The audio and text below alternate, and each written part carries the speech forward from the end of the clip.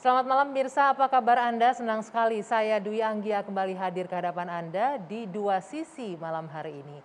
Mirsa, 20 Oktober 2021 kemarin genap sudah 2 tahun pemerintahan Jokowi Ma'ruf Amin atau bisa dibilang 2 periode untuk pemerintahan Jokowi. Dan publik pun mulai menyoroti kinerja pemerintahan selama 2 tahun terakhir terkait kondisi politik, penegakan hukum dan juga keamanan. Banyak yang puas dengan kinerja pemerintahan selama 2 tahun terakhir. Ini terlihat dari hasil survei yang cukup baik dari sejumlah lembaga survei. Tapi tidak sedikit juga yang memberikan catatan merah atau rapot merah mengenai kinerja pemerintahan Jokowi Ma'ruf 2 tahun terakhir, khususnya untuk penegakan hukum dan juga kondisi politik di tanah air.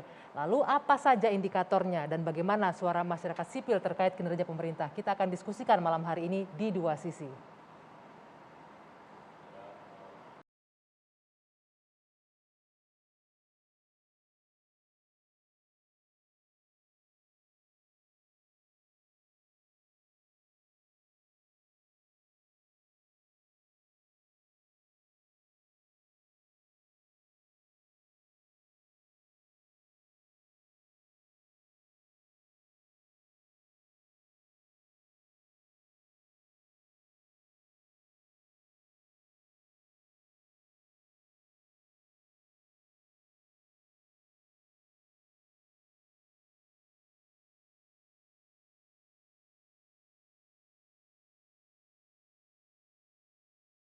Pemerintahan Jokowi Ma'ruf Amin.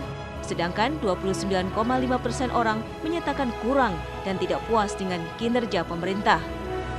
Bagaimana sebenarnya pandangan masyarakat atas kinerja pemerintah Jokowi Ma'ruf Amin? Lantas apa yang sebenarnya menjadi pekerjaan rumah pemerintah saat ini yang harus segera dibenahi?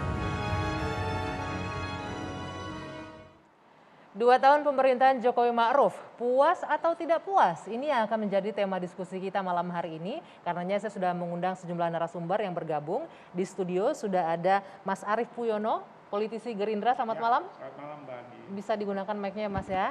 Dan Ya, sebelah selamat kiri malam. malam, ada Mas Mardani Alisera, politisi PKS. Selamat malam. Malam Anggi. Ya, sehat ya Bapak-Bapak Mas ya? Arief. Oke. Sehat. Buka ini nggak apa-apa kali ya. Boleh, senyamannya. Udah Nanti juga vaksin. akan bergabung secara virtual, ini sudah bersama saya ada Saidiman Ahmad, peneliti SMRC. Selamat malam Mas Saidiman. Selamat malam, apa kabar? Baik, Alhamdulillah. Kemudian juga bergabung secara virtual, ini harusnya hadir ke studio nih, cuman lagi tersendat di jalan. Ada Immanuel Ebenezer, Ketua Jokowi Mania. Selamat malam Bang Noel. Selamat malam. Iya, Semua mudah-mudahan. Mas Alisera, Mas Yono. Sehat Noel. Mudah-mudahan keburu ya sampai ke studio ya. Dan juga nanti Ya. akan bergabung Haris Azhar, aktivis HAM. Nah, tadi sudah disaksikan ya Bapak-Bapak mengenai perjalanan 2 tahun. Ini saya bisa bilang juga periode kedua pemerintahannya Pak Jokowi. Saya ingin ke Bang Mardani terlebih dahulu. Pertanyaannya singkat, puas atau tidak puas dengan kinerja pemerintah? Tidak puas. Tidak puas. Kenapa? Bisa dijelaskan? Karena Pak Jokowi bukan Rocky. Ya, beliau sudah periode kedua. Jadi ini bukan tahun kedua. Saya menghitungnya ini tahun ke-7. Oke. Karena itu catatannya ada beberapa. Ya, tentu kita memaklumi hampir 1,5 tahun di masa pandemi. Tetapi tetap saja di masa pandemi beberapa negara mampu menunjukkan pertumbuhan ekonomi yang recovery-nya cepat sekali. Mampu menunjukkan bahwa indeks demokrasi, indeks persepsi korupsi tetap bisa naik, termasuk diantaranya pendidikan-pendidikan yang tidak terdampak karena pandemi. Kalau di kita berat sekali bab pendidikan ini. Oke. Gitu Anggi. Kalau bicara ekonomi, hampir semua negara terdampak akibat pandemi ya. Kalau kita mengerucut sedikit mengenai 3 poin ya, penegakan hukum, kondisi politik, dan juga keamanan, Anda melihatnya gimana? Hari ini nih tepat 2 tahun juga masih ada unjuk rasa ya dari mahasiswa terkait dengan kinerja pemerintah. Banyak yang nggak puas juga. Ya, di penegakan hukum tentu lonceng sakitnya KPK dengan 57 orang-orang yang selama ini mengharumkan nama KPK, sekarang ada yang jualan nasi goreng, ada yang jualan jualan online. martabak, lain-lain. Padahal Nggi, mereka itu sebelum revisi KPK dan sebelum kasus ini, KPK adalah world class institution. Vietnam belajar, Malaysia belajar, Brazil belajar, banyak sekali negara belajar ke KPK. Dan orang-orang ini mestinya jadi ekspatriat, expert di kemana-mana. Sekarang sayang. Padahal cuma tes wawasan kebangsaan. Saya katakan cuma karena action speak louder than word ya. Masa 2 jam bisa menentukan puluhan tahun. Itu satu catatan besar. Yang kedua ya, Intelligent Economic unitnya di Ekonomis mengatakan indeks demokrasi kita terendah dalam 14 tahun. Tadinya saya udah agak berharap revisi Undang-Undang ITE jalan. Tetapi ini pasal karetnya tetap digunakan untuk membungkam. Bahkan belakangan nanti Res Azhar udah ada yang disomasi, ada yang harus 100 miliar dan lain-lain. Belum lagi kejadian mulai dari Blitar, Solo sampai kemarin Smackdown. Buat saya ini catatan besar. Benar kalau dikatakan hubungannya dengan Pak Jokowi apa? Bagaimanapun kepolisian tetap di bawah presiden. Bagaimanapun orkestrasi negeri ini ada di tangan seorang Pak Jokowi. Walaupun kan tidak ada perintah langsung dari presiden untuk tindakan-tindakan yang represif seperti itu. Ya tetap saja mestinya presiden bisa melakukan direktif yang efektif. Selama ini kan Kapolri udah bikin telegram, surat edaran.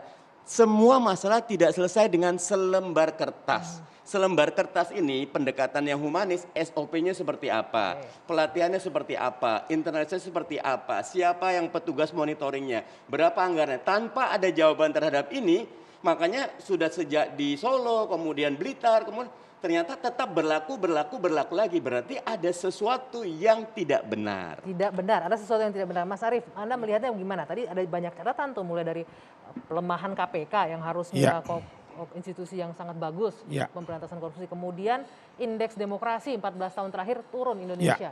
Satu, saya mau kasih jawaban. Kalau Mas Mardani tidak puas, wajar. Karena Mas Mardani bukan bagian dari pemerintahan. Yang tugasnya memang mengkontrol, ya kan, melakukan kritik. Tapi kritiknya memang kalau Mas Mardani itu kritik yang membangun. Artinya bukan kritik yang menggunakan hoax atau menggunakan kata-kata yang menyakitkan secara pribadi. Artinya itulah demokrasi yang dicontohkan oleh Mas Mardani. Ya. Mengenai kebebasan berbicara dan indeks demokrasi 14 tahun, artinya SBY juga ikut. Artinya pemerintahan SBY juga indeks demokrasinya rendah. Karena 14 tahun kan, bukan 7 tahun kan.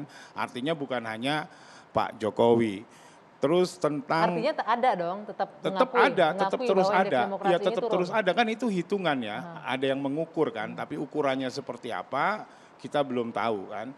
Nah, terus mengenai indeks demokrasi. Terus kebebasan berbicara, berpendapat. Sepanjang berbicaranya seperti Mas Mardani, pasti tidak berurusan dengan yang namanya hukum atau undang-undang ITE, ya kan, itu yang paling penting. Gitu ditahan dulu sampai di sana. Berbicara kebebasan berpendapat ini, kebetulan teman saya udah datang, Bung Haris Azhar boleh bergabung. Ini juga yang baru-baru ini masih fresh ini terkait dengan kebebasan berpendapat dan bicara. Habis kena somasi juga nih, gimana nih kabarnya? Biar aman begitu maksudnya. Oke, boleh digunakan mic-nya. Bung Haris, ini kita sudah masuk mengenai indeks demokrasi nih, kebebasan berpendapat yang mundur selama 14 tahun terakhir. Lagi dulu ya. Artinya tadi yang hasil survei memuaskan ya itu sudah sangat bagus ya. Artinya di atas 50%, di atas 60% ya. Artinya dalam keadaan seperti ini masyarakat masih puas dengan kinerjanya pemerintahnya Pak Joko Widodo.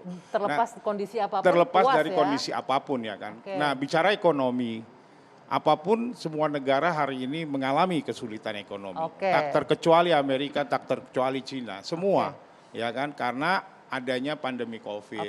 Titik sampai di situ dulu. Saya mau nanya di ujung dulu, puas atau tidak puas dengan kinerja pemerintahan Jokowi yang 2 tahun terakhir dan juga periode kedua ini loh? Ya nggak puas lah. Nggak puas? Nggak puas. Kenapanya nanti ya? Ditahan dulu. Saya disomasi di lapor. Nggak puas karena disomasi. Nanti kita lanjutkan usai jeda di Dua Sisi sesaat lagi.